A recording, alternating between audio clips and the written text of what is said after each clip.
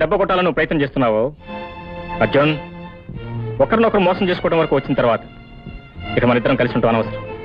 నా దారి నేను వెళ్తాను. Good bye. అది కాదురా, నిన్ను మోసం చేయటం నా ఉద్దేశం కాదు.